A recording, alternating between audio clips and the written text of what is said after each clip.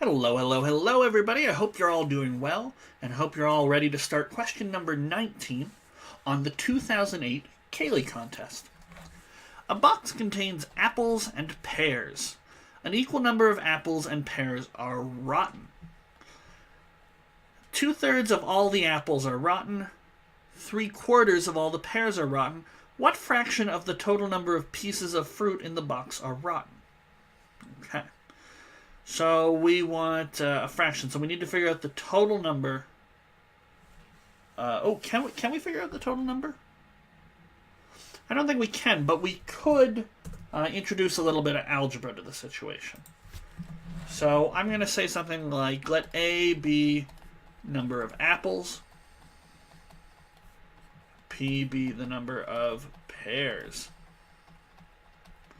So the total pieces of fruit is A plus P. Now, the number that's rotten,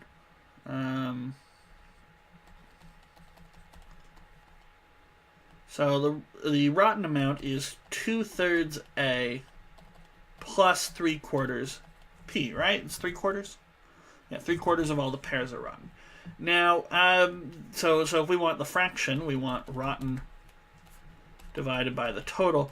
Now, this presents a little bit of a problem because, well, we've got one equation and two unknowns, but we haven't used a piece of information yet.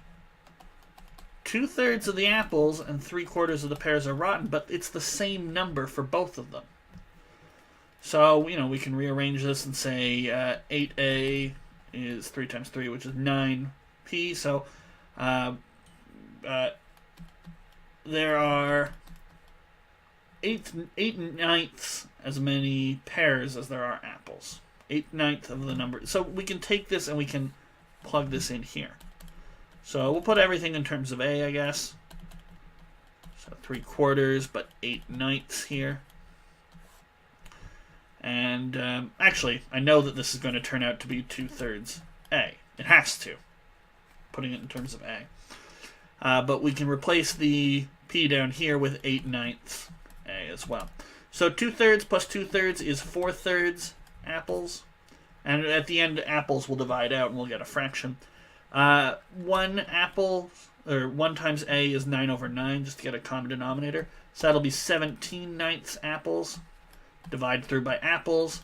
And we'll get 4/3 divided by 17/9.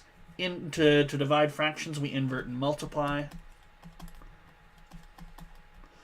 So the 3 and the 9 will cancel out and leave a 3 on top. It'll be 12 out of 17.